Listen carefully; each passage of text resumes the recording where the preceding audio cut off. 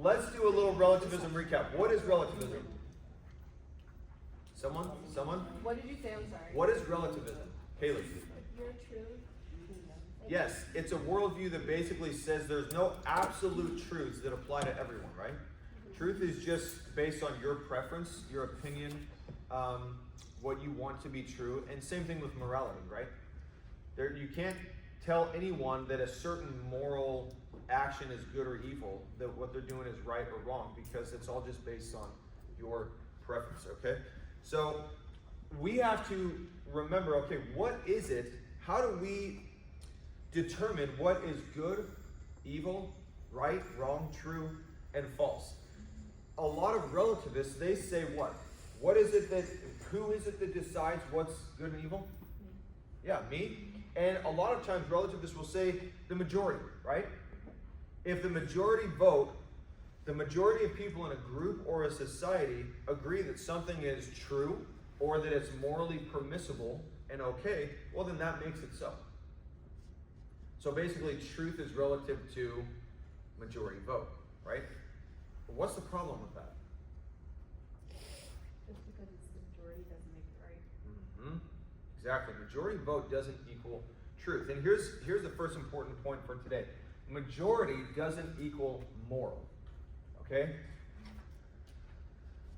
Let me give you some examples of both of these. How majority vote doesn't equal moral or truth.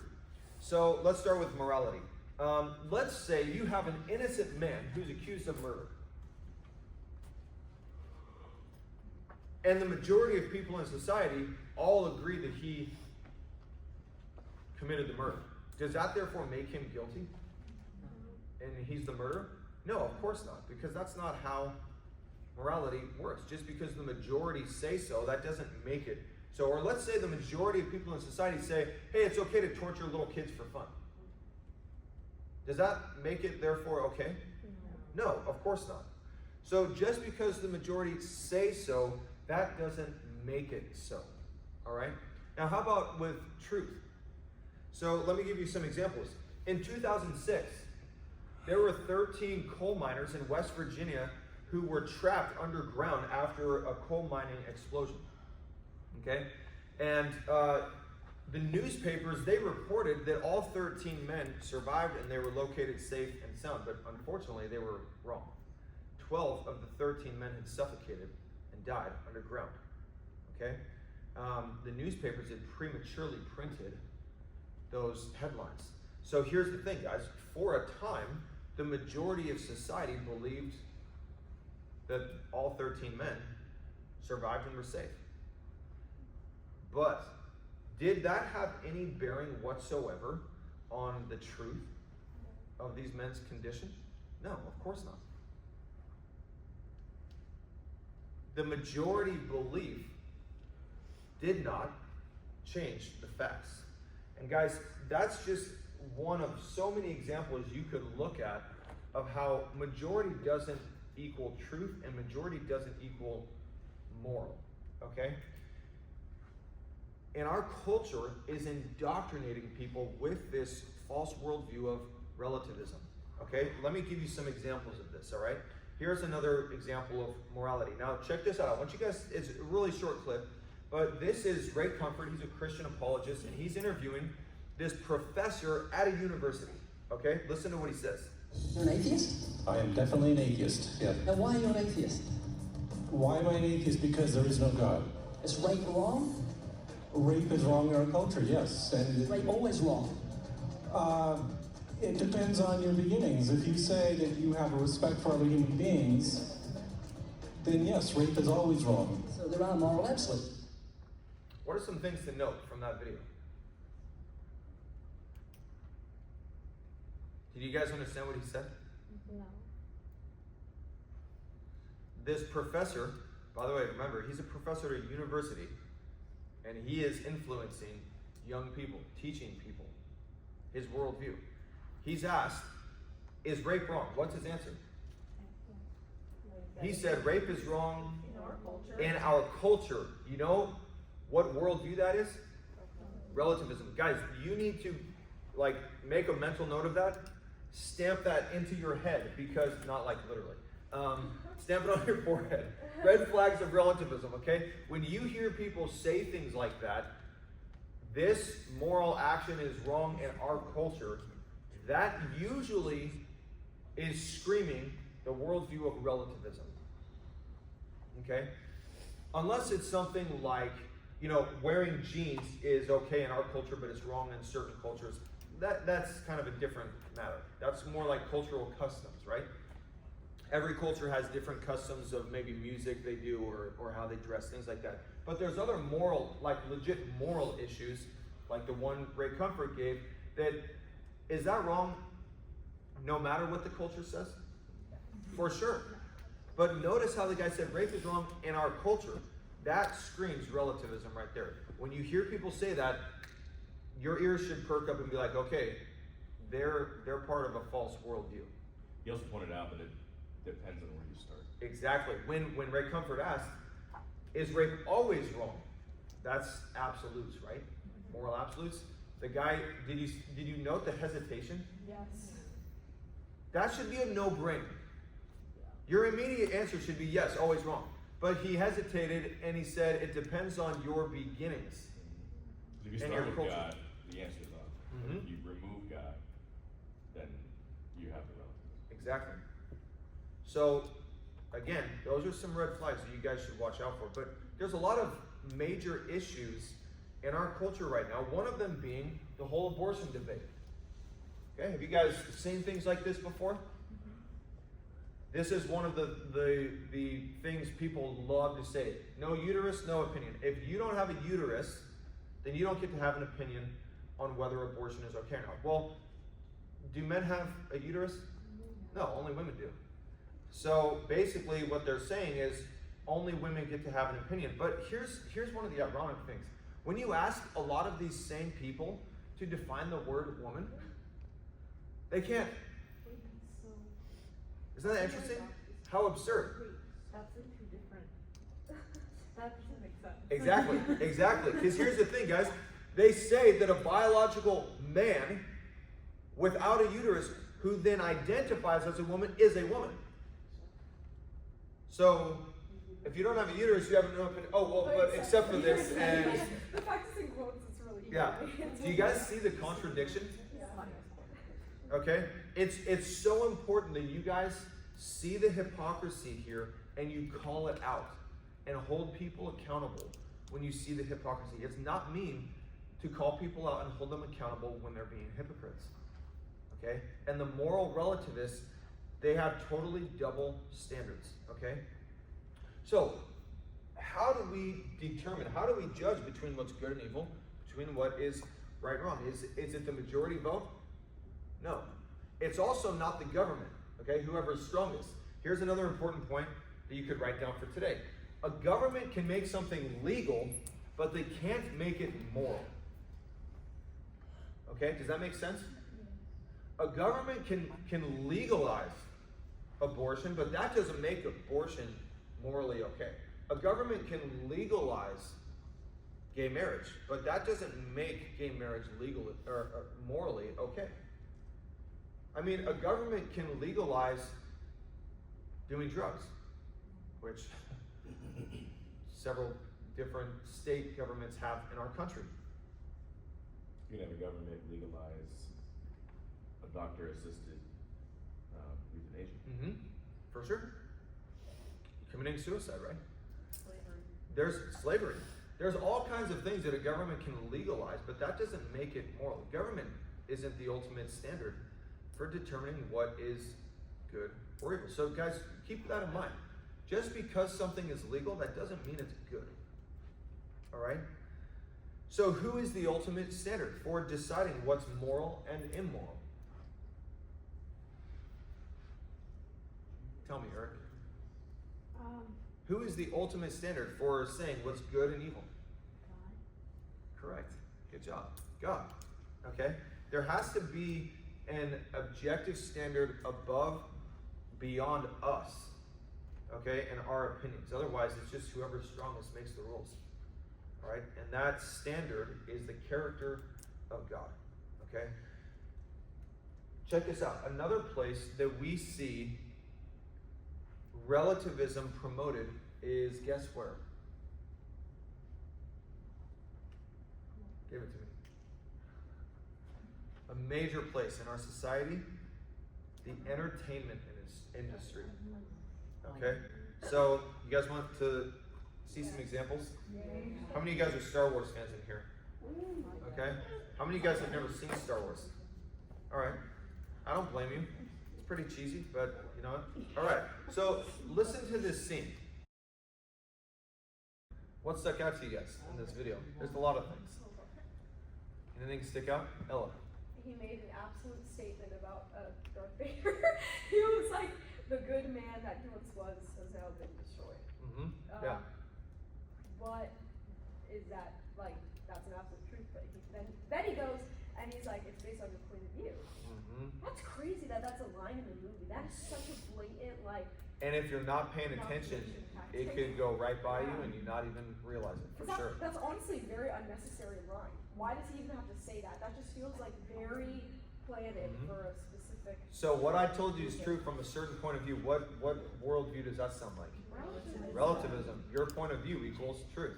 Court. One, Luke spends 2 movies thinking that his father was dead, plus like his whole life. So like, even if he's like, oh, I told you the truth, it's like, well, he believed something that was completely wrong. So is that not deception? Like, can you tell the truth, but like deceive someone? Like, not really. And I love Luke's response. A certain point of view. He realizes this is a joke, dude. But think about it. If you could apply that there, then you could. Where else can you apply that? Well, if I feel this way that I'm a different gender, well, my point of view equals truth, right? I mean, you could apply that anywhere and everywhere you want, right? So, guys, feelings do not determine what is true. Maybe you've heard it said, facts don't care about your feelings. Okay? It's true. So I want to give you guys a warning today. You are being targeted. And guess who else is? Me. Every one of us are being targeted. The world is using all kinds of methods to educate you and to try to persuade you to believe its lies. Okay? It is dropping all kinds of hints, sending messages through all different kinds of outlets like social media, maybe sometimes through your friends' worldviews, sometimes your teachers at school, depending on the type of school you go to. Definitely the entertainment industry, through movies, TV shows. It's constantly planting relativistic worldview ideas in your heads. And guys, here's the thing. Listen to this. Don't miss this. That is why it's so important that when you watch TV and movies, listen, do not shut your brains off. That's the easy thing to do, right? We watch it to be entertained. And so we just shut our brains off and we stop thinking critically. We stop thinking logically. Guys, you need to think critically about what you're watching. And I want you, when you watch movies, to examine the message that they're communicating, the overall theme and message of the movie or TV show. And I want to challenge you to do something, okay? From now on, when you watch TV or movies, I want you to ask yourself this question, okay? As you're watching it, I want you to ask yourself this question. What are they trying to persuade me to believe in this episode or in this movie? What are they trying to persuade me to believe? Okay? Think about that. When you watch TV and movies. I love watching movies. Like, definitely something that I really enjoy doing. But when I watch movies, I have to watch for entertainment, but also think about what the main messages are. Who are the villains and what's their worldview? Who are the good guys and what's their worldview? Sometimes it's like totally backwards. We're supposed to be rooting for the bad guys rather than the good guys. And if we're not careful, we could just say, oh yeah, I'm just watching it for entertainment. But those ideas will sink down into our hearts, and then we could start justifying living like the villains sometimes because we start looking up to them and not even realize our worldview is being shaped. Same thing with music you guys listen to. I'm just listening to it for the beat. Okay, cool, the beat's cool, but like, words mean things. And what you're pouring into your ears, where do you think that's gonna go? You think that's gonna go in here and out here? No, it goes down into your heart. And if you're not guarding your heart, it's going to affect your worldview and your thought life. So, what we're going to do today, we're going to talk about self-defeating statements. You know, I just like those cool little graphics sometimes. You know? So, we're going to talk about self-defeating statements. What is a self-defeating statement? How many of you guys have ever heard that term before? All right. Kaylee, what's a self-defeating statement? Well, I mean, technically, like where something contradicts itself. Yeah, excellent. Very good. Very good. Let me give you guys a simple, really simple definition right here. A self-defeating statement is a statement that fails to meet its own standard. Okay? It's a statement that cannot live up to its own criteria, and like Kaylee said, it's one that contradicts itself. Now, these kinds of statements, are they said a lot in our relativistic culture? For sure. I'm going to give you quite a few of them today. And I'm going to kind of test you guys to see if you can detect how it's a self-defeating statement. But first, let me explain how it works, okay? How it works. Imagine if someone said to you, everyone look up on the screen, imagine if someone said this statement to you, I cannot speak a word in English. What's the problem with that statement? They're speaking in English. So do you see how it self-destructs? It contradicts itself, okay? They're telling you in English, I can't speak a single word in English. Well, you just self-destruct, like you just destroyed yourself by saying that statement, okay? So the important thing to remember, guys, is that self-defeating statements, they 100% of the time always have to be false. There's no possible way that they can be true. You know why? They violate a law of logic called the law of non-contradiction. Okay? The law of non-contradiction. Anyone know what that law is? Gigi? What is it? Like, in school, I don't remember any of it, but. Well, you're nice. Okay, all right. Jordan, what is the law of non-contradiction? It basically says that like a statement can't contradict itself. Mm-hmm. Like you can't say the opposite of what the statement says. Yeah, exactly. This is, simply put, something cannot be A and non-A at the same time and in the same way. So let me give you an example of that. Here's what A is, all right? A is the statement God exists. Non-A would be what? God does not exist. Can both of those statements be true at the same time and in the same way? No. Why not, Gabe?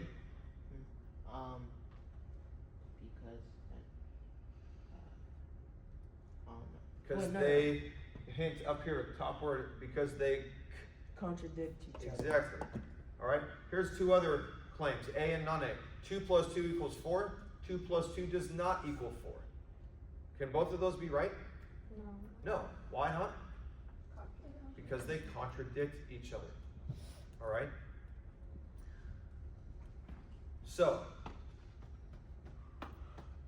how can we detect if something is a self-defeating statement? David. It violates the law of non-contradiction. Okay, good. How else? Eric? If it doesn't make any sense, all right, nice. All right, I'm gonna give you guys a really simple way to detect. How to identify self-defeating statements. You simply apply the claim to itself. Analyze the claim, apply it back onto itself. So for example, I cannot speak a word in English. How can you apply that claim to itself? If someone says that to you, you can respond with a question. What would that question be? Yeah, well, you just said that in English. Okay, do you see how you're applying the claim to itself? I cannot speak a word in English. Well, that statement was in English. So that's just self-destructive. Okay, so with self-defeating statements, apply the claim to itself in order to find out Okay? You guys ready for some practice? All right. So we'll just spend the rest of our time today looking at some examples of self-defeating statements. We're going to go pretty quick through them. So you may not have time to write them all down, but that's okay. Go ahead if you want to. So remember, guys, what we're going to examine is if these claims, we're going to test whether they meet their own criteria or if they commit logical suicide. Okay? Ready? Ready for number one? Yeah. Someone says to you, there is no truth. Then is that true? Exactly. Very good. Okay? If there is no truth, then this statement itself cannot be true because there is no truth. Right? So that statement self-destructs. It destroys itself. So here's how you can respond. Is that statement true? Good job, Marcel. Well done. Or you could ask, well, how can it be true that there is no truth? So if someone says to you, there is no truth, then you just respond, well, is that true? Okay? And then that should help them see, oh yeah, that doesn't make any sense. If what I said is true, then it can't be true because there is no truth. But then to say there is no truth has to be, yeah, okay, you guys got it. All right, someone says to you, have you guys ever heard this one before? You shouldn't judge. You're judging by something. Exactly. All right? They're making a judgment by saying that, right? They're judging you. So you could respond, well, if it's wrong to judge, then why are you judging me? Okay? That's a really important way to respond, to help people see the hypocrisy. How about, by the way, should we judge people? Yes. Do you guys remember my teaching I did on that? Anna Carino, pinching the grapes? Okay. Go watch it on YouTube if you think we shouldn't judge people. We absolutely should, but in a certain way. Someone says to you, you shouldn't force your morality on people. Exactly. Well, you're doing that exact thing by forcing your moral point of view on me. Okay? So here's a way that you could respond. Are we going too fast? No. Does this make sense? Yes. Yes? Okay. How about this one? This is a big relativistic statement. There are no absolutes. Yes. Okay. Now, what kind of a statement is this? They're making an absolute statement. Now, important to note, okay? A claim does not have to be true in order for it to be an absolute statement, right? Because what is an absolute statement? What does that mean if someone makes an absolute statement? It's absolutely true. Exactly. It's absolutely true for everywhere, right? So a Muslim will tell you, hey, Islam is true and the only way to God. Are they making an absolute statement? Yes. Now, is that statement true? No. But they're still making an absolute statement. The atheist says there is no God. Is that an absolute statement? Yes. Is it true? No. But it's still an absolute statement. We say Jesus is the way, the truth, and the life. Is that true? Yes. Is that an absolute statement? Yes. Okay. So, again, look at the bottom. That's a way that you could respond. There are no absolutes. Are you absolutely sure about that? Here's a great video of Charlie Kirk earlier this year before his assassination. He was at Cambridge University in England, a very prestigious, a very famous, well-known university, and he was debating in this huge room, a whole group of people, and he asked this exact question to a moral relativist. Okay, thank you for that. That's an interesting. I've actually never gotten that question before. It's very thoughtful. Would you say you're against moral absolutism then? Yes, I would. Are you against that absolutely? Everyone in the crowd laughs. Why? And yet, a lot of the people in the crowd, based on how the whole debate goes, they're cheering the relativists. So a lot of the people in the crowd are relativists. And they're against Charlie Kirk. And when he totally shows them how stupid and how foolish and how contradictory their worldview is, they laugh because it's like, oh yeah, that, doesn't make any sense. How about this one? Yeah, go ahead. Yeah, sure. I don't know if you're already going to say this, so sorry if I'm jumping the gun. But it is just really interesting because it's like when you're talking about the test of a worldview and one of them is livability, like nobody really lives that out. That guy always in his life, well, always, there may be some things he really thinks are morally like gray, but for probably 99% of his life he's gonna act like they're a moral absolute. Like it, you know, I mean, you always say like if someone walked up to slap him across the face, he'd be like, that was wrong or whatever. But even in like social stuff, because they'll want to say like, well, you can apply an absolute about like, let's say drugs or something like that. Say it's absolutely wrong. Maybe it is, maybe it isn't. But like what they really mean is it's not wrong. They don't actually believe that it's also true. That it's really wrong in one sense. They just think your opinion is bad. Well, and here's what's interesting. A lot of the people, if you guys go on YouTube and watch this whole, it's like hour and 20 minutes or whatever, but there's numerous people that come up to debate him. And it's interesting because a lot of them, I would guess, are relativists, and yet they're constantly attacking his worldview, saying that he's wrong.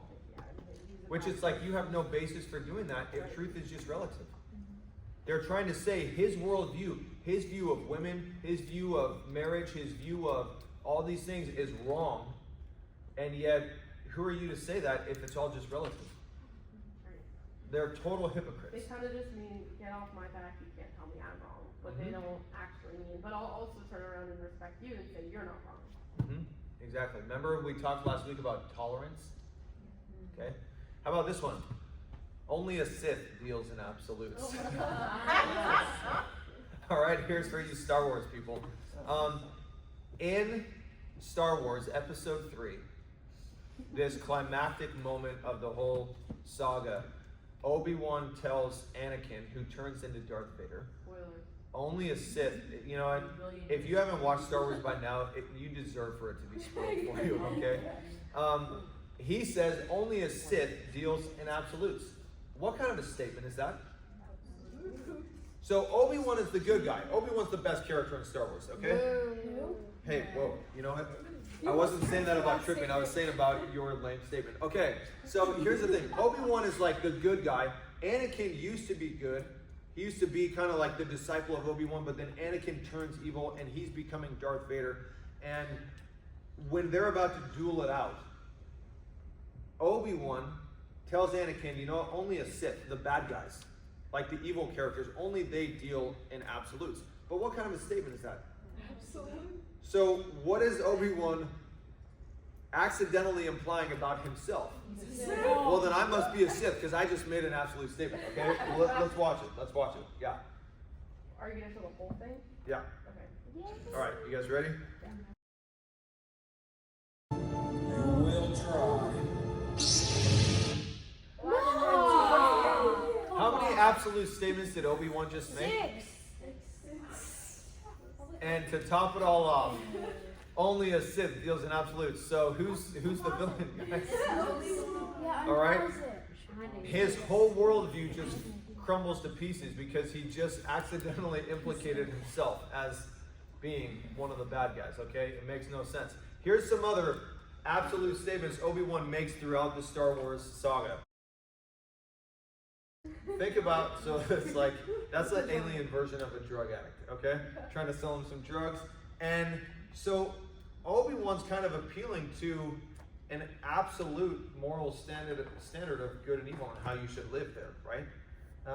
You need to go rethink your life because the decisions you're making aren't good, but hold on a second. Those are all, you're acting as if absolute morality and truth exists. So either you're a Sith or there really is absolute right and wrong, good and evil, okay? Yeah, go ahead. Oh. Well, it's just interesting because the one from before that you showed where he said only a Sith deals in absolutes, the thing that Anakin says right before that is basically something that Jesus says in the Gospels. I remember that movie coming out when I was a little kid and my dad hated it. And he loved the movie, but he hated that part because he's like, all of the movies are not Christian in theme, like there's a lot about it that's sort of sketchy. Like a lot of people know that Anakin was basically the result of a virgin birth too. Like there's these weird things where they make him kind of like Jesus, but then also like he's the Sith and he's bad. So it's just interesting. Do you guys remember our worldviews, our world religions apologetic study on Wednesday nights a while back, and I showed several clips from here to show you the Buddhist and Hindu kind of influences and themes in Star Wars. Okay, here's another one. How about this? How would you respond? Someone tells you you can't know truth. Is that true? There you go. Here's your response. Well, then how can you know that if you can't know truth? Okay? How about this one? No one has the truth. Then do All right? Then how do you know that that is true? All right?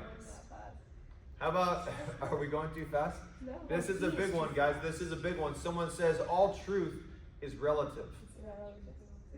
Right. Well, if all truth is relative, then is that a relative statement? And if so, then why the heck should I believe it? Remember the logical fallacy called the self-acceptance fallacy? They expect you to believe that all truth is relative, well, except what they say. Okay? How about this one? You should doubt everything. Okay. All right, well, if I should doubt everything, then I should doubt what you're telling me, okay?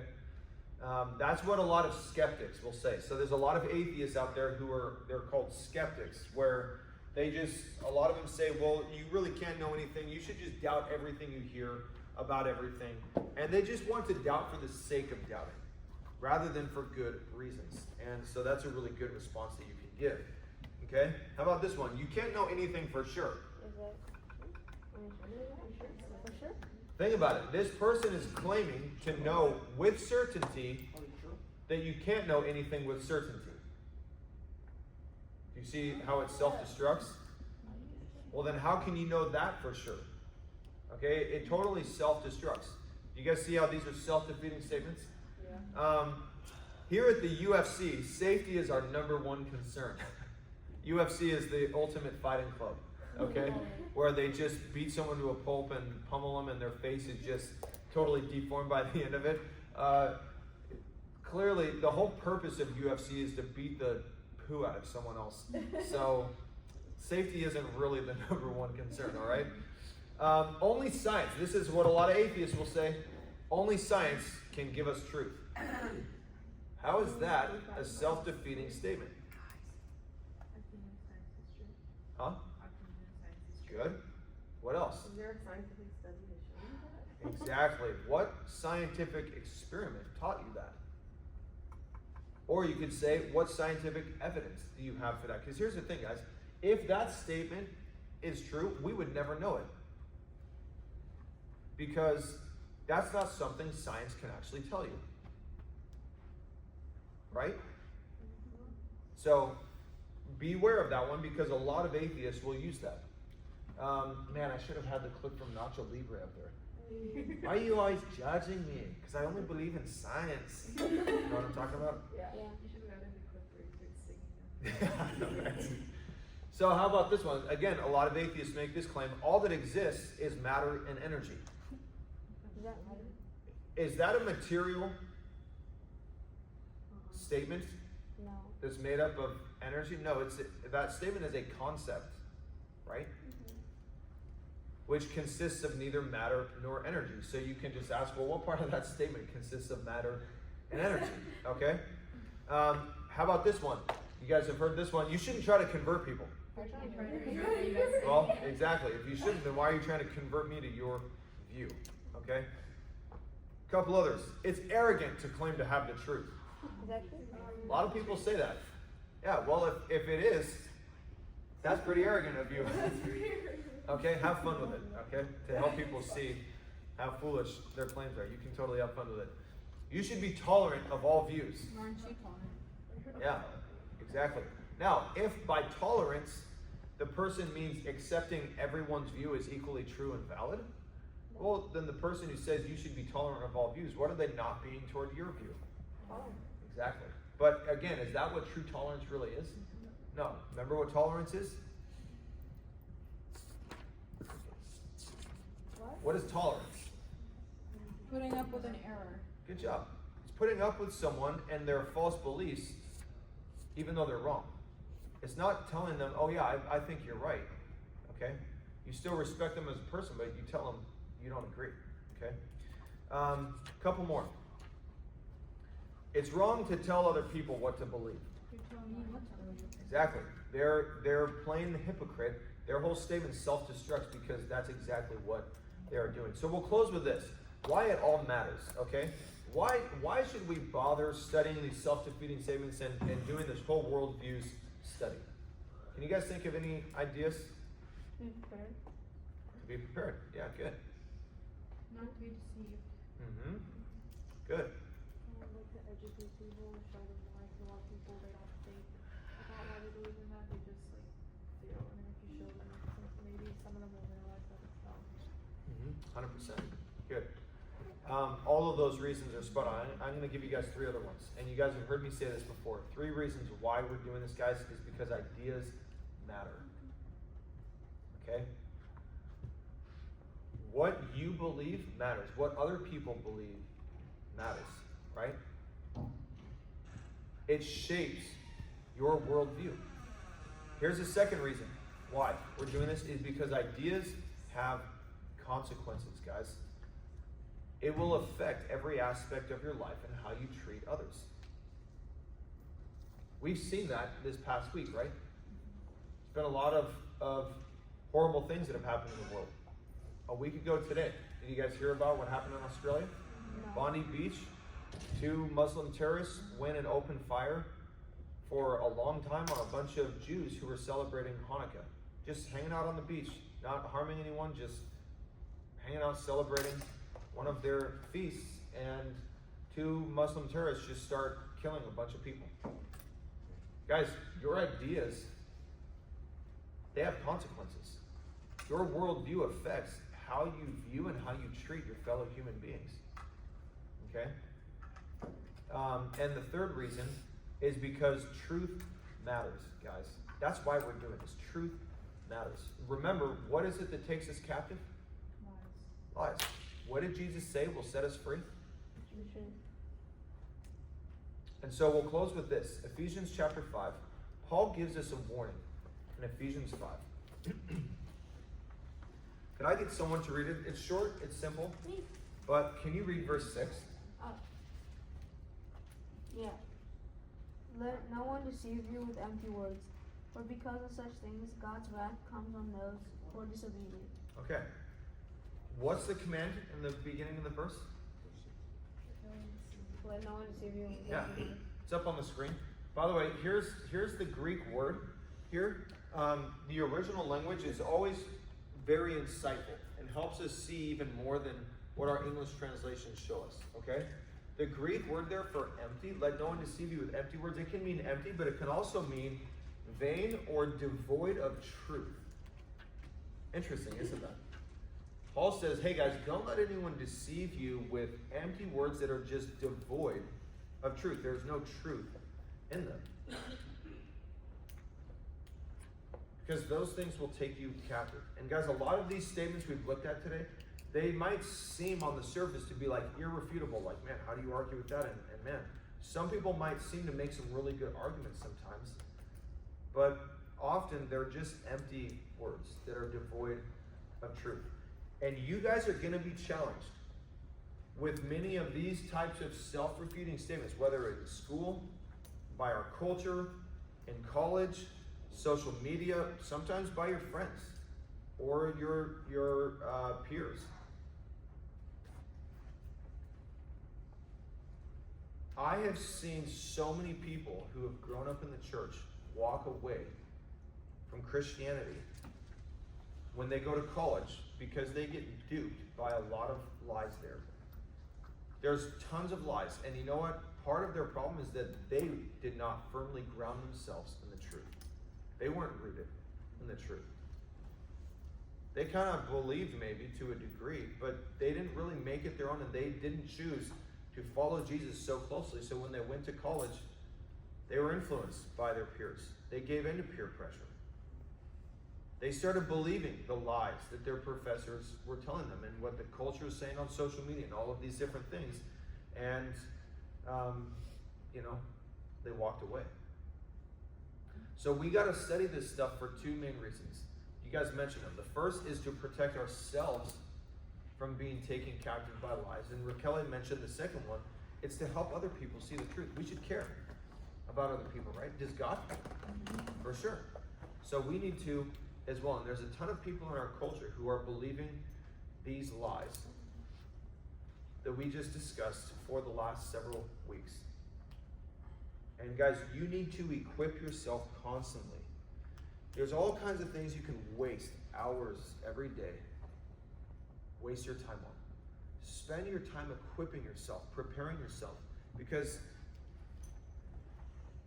my goal as your pastor is, one of the reasons some people don't really like coming to this youth group and go to others that just play games the whole time. Guys, I'm preparing you for war. And that's why you need to be equipped. Because the war is real. You have a very real enemy out there who hates you, and will do everything he can, is doing everything he can to destroy you and pull you away from the truth. My constant prayer for you guys, it comes from the book of 3 John, which is like half a page long. Verse 4, John says, I have no greater joy than to hear that my children walk in truth. And that is my constant prayer for you guys, that you would walk in truth. There's nothing that makes me or would make me happier or more full of joy than to hear that you guys walk in and follow the truth. So let's do that. Amen? Amen.